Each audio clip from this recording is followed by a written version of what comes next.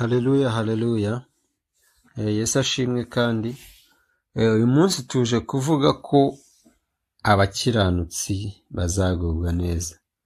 Tugiye kuganira ku ijambo rivuga ngo abakiranutsi bazagubwa neza. Reka dusome muri Daniyeli igice cya 6 umurongo wa 29. Haravuze ngo nuko ku ngoma ya Dariyo no ku ngoma ya Kuro w'umuperesi Daniyeli agubwa neza. Nuko ku ngoma ya Dariyo no ku ngoma ya Kuro w'umuperesi Daniyeli agubwa neza. Reka dusome no muri Yesaya igice cya 3 umurongo wa 10. Yesaya igice cya 3 umurongo wa 10 haravuze ngo iki? Haravuze ngo muvuge ko abakiranutsi bazagubwa neza kuko bazatungwa n'imirimo y'amaboko yabo, ariko umunyabyaha abonye ishyano azagubwa nabi kuko azahabwa ibihembo by'ibyo yakoze. Yesu nashimwe. Daniyeli tuheruka kuganira tuvuga uburyo Imana yamukuye mu rwobo rw'intare ikamurokora inzara z'intare zishonje. Abantu batekereje ariko zatewe n'icyorezo, batekereza ko zitari nzima. Ngo kandi umwami amaze gukuramo Daniyeli, ngo yahise abwira avuga ngo nimunzanire ba bagabo bareze Daniyeli. Ngo barabazana, ngo babazanana n'abana babo, babazana n'urugo rwabo rwose, ngo babajugunya muri rwarwo. Ngo babajugunyemo, ngo intare zabasamiye hejuru, ngo zibamenagurana n'amagufwa yabo, ngo bataruhije bagwa mu rwobo. Ndagira mubwire ko igituma ubona ziriya ntare zitahuye ni uburinzi bw'Imana bwari bukuru. Ntabwo ari uko uri mwiza, ntabwo ari uko wanukiye intare, ntabwo ari uko wazibihiye, ahubwo ni uburinzi bw'Imana bwari bukuru. Nari mvuze ngo kuba ubona ukiri umukobwa utaratwara inda, utaragira gute, ubona ugikijijwe mu burinzi bw'Imana. Kuba ubona hari za cyamunara zitarasohoye ntizigire icyo zigutwara, ntabwo ari uko byabiha kuyigutereza, ahubwo ni uburinzi bw'Imana. Nari nkubwiye ngo kuba hari intare nyinshi zanyuze imbere waguyemo ukabona ntizikuriye, ubwire ko ari Imana yabanye nawe. Nari mvuze ngo ibigeragezo waciyemo bikagusiga uhagaze, umenye ko atari uko wari ufite ubuhanga bwo kubyigobotora, ahubwo n'imbaraga z'Imana zabanye nawe. Ngo umwami Dariyo ahera ko yandikira abantu b'amoko yose n'indimi zitari zimwe batuye mu isi yose, amahoro agwirimo. Shyizeho itegeko ngo abantu bo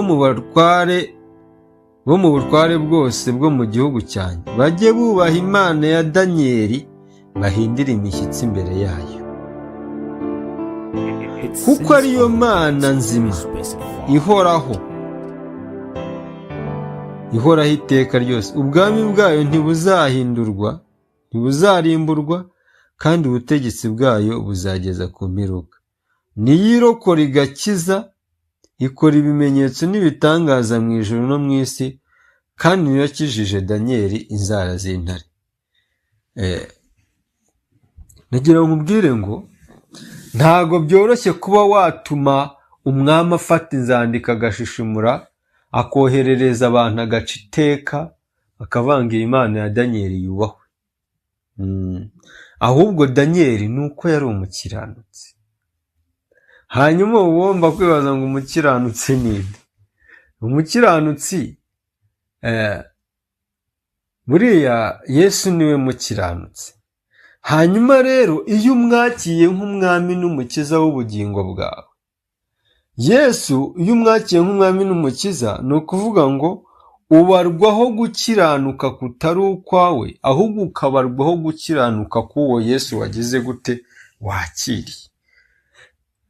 Rero abakiranutsi ni abantu babaho bayoborwa n'ijambo ry'Imana. Kubera ko ijambo ry'Imana niryo ririmo ibintu bihesha abantu gukiranuka. Gukiranuka ntago ari ibintu wakwiga mu ishuri cyangwa ngo biragwe n'ababyeyi, ahubwo gukiranuka tubikomora mu ijambo ry'Imana. Bivuze ko umuntu wakiye Yesu nk'umwami n'umukiza, akabaho ubuzima buhinduwe n'ijambo ry'Imana, uwo muntu aba ari umukiranutsi. Kuko Pawulo yandikiye Abaroma aravuga ngo niwatuza akanwa kawe ko Yesu Kristo ari umwami, uzakizwa. Aravuga ngo umutima niwo umuntu yizeza akabarwaho gukiranuka, noneho yakwatuza akanwa ke agakizwa, sibyo? None ndagira mubwire ko kugira ngo ube umukiranutsi nuko wizera Imana kandi ukabyatura, ukabyatura bikareka kuba muri wowe, ahubwo bigasohoka bikagera hirya. Ni ukuvuga ngo ushobora kubyatura utavuze, ahubwo ingeso zawe zikerekana kugira gute? Gukiranuka. Twasomye muri Yesaya aravuga ngo nimuvuge ko abakiranutsi bazagira gute? Bazagubwa neza, kuko bazatungwa n'imirimo y'amaboko yabo. Hano twasomye ngo nuko ku ngoma ya Dariyo na Kuro ngo Daniel agira gute? Agubwa neza. Yesu nashimwe. Haleluya. Ndagira ngo nkubwire ko nta kindi kintu cyatumye Daniel agubwa neza, nuko yari umukiranutsi kandi ntabonekweho n'amafuti. Petero niwe wanditse aravuga ngo niba babakubita, babohora ubusinzi, babohora ibyaha, babohora ingeso mbi, ngo nta ngororano muzagororerwa. Aravuga ngo ariko niba babohora Kristo muzagororerwa. Rero ikintu cyatumye Daniel agubwa neza, icya mbere nuko Yesu Kristo ari we mahoro yacu. Ndagira ngo nkubwire ko Daniel ntago yaguwe neza kuko afite akazi keza.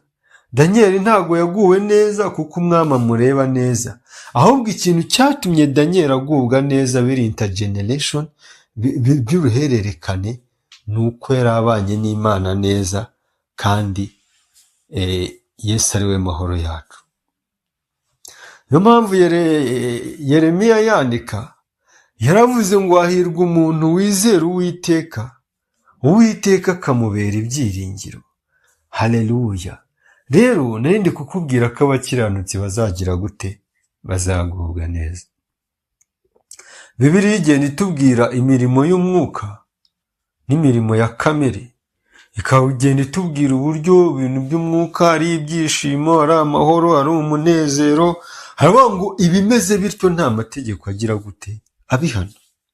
Yesu ashimwe. Rero nari ndi kukubwira ko abakiranutsi aribo bazagubwa neza.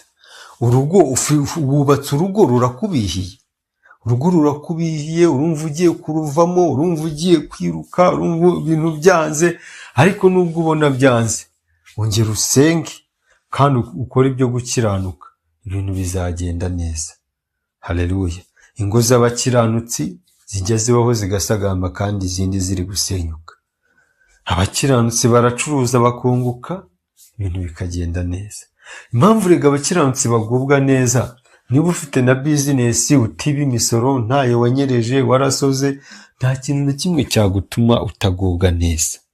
Haleluya. Yesu ashimwe. Imana yigeze kubwira Kuro, aravuga ngo ni wowe mfashe ukuboko nkakuneshereza amahanga. Aravuga ngo nzakujya imbere ahataringaniye maringanize, nzamenagura inzugi z'imiringa zikuri imbere. Aravuga ngo ibihindizo by'ibyuma nzabicamo kabiri. Ikintu nshaka kukubwira ni iki? Nuko Imana ari nziza kandi Imana ni igitangaza, ku rwego rw'uko yiteguye kurwana intambara zose, ariko kugira ngo umuntu wayo agubwe neza. Haleluya. Umunsi umwe Mose, Aroni na Miriyamu ngo baramuneguye, Imana birayibabaza kubera ukuntu Mose yari inshuti yayo, irabatumiza, ivuga Mose neza.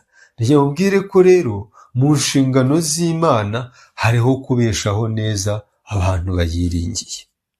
Yesu ashimwe.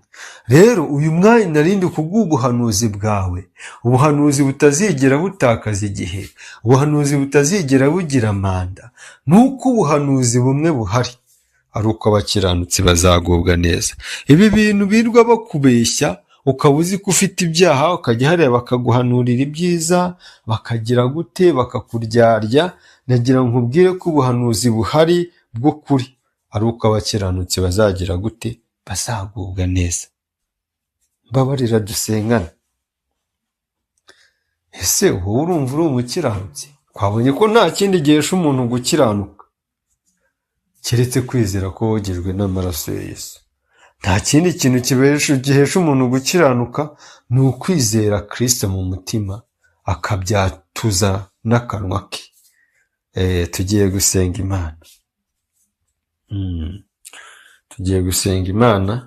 Nababwiye ko nudashobora gukiranuka, ibintu uzabiririramo. Urugo uzaruriramo, bizinesi uzayiriramo, uzayihangayikiramo, ariko nufata umwanya ukiringira Imana, akaba ari ushyira imbere ya byose, nawe uzagubwa neza. Danyeli, uhereye kuri Dayiri ukagera mbese kugeza igihe Danyeli yapfiriye, Danyeli yaraguwe neza. Rero mfasha dusenge. Wowe wari ubuze amahoro, wowe wari ubuze umutekano, wowe wabonaga ibintu byanze, ubwihebe bukubanye bwinshi, ndagira ngo dusengane Imana, tuyibwire ngo Mana ongera utugirire neza, wongere utwiyereke. Ngiye gusengana nawe rero utarakira Yesu nk'umwami n'umukiza, uzamura amaboko umbwire ngo Yesu ndakwakiriye, nanjye unshyire mu mubare w'abakiranutsi. Reka rero dusengane, kuboko kwiza kubana nawe. Mana ndagushimye kuri Imana nziza. Ijambo rirambwiye ngo nimuvuge ko abakiranutsi bazagubwa neza, kuko bazatungwa n'imirimo y'amaboko yabo. Irindi riratubwira ngo ku ngoma ya Kuro n'iya Dariyo, ngo Danyeli agubwa neza. Mana ndakwinginze kugira ngo uyu muntu wawe ugiye kukwakira, umuhe kukwakira, kandi nawe mwa Imana biho akuye neza. Urakoze kuko uri Imana yo kwizerwa, urakoze kuko uri Imana yo kwiringirwa. Ngaho ineza yawe niganze, nk'uko yadufasha muri byose, mu izina rya Yesu.